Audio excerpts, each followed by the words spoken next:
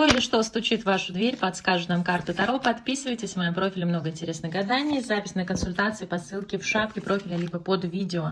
А здесь несется навстречу вам по колеснице какая-то приятная персона в вашей жизни, королева кубков, подруга, какая-то девушка, да, а также император.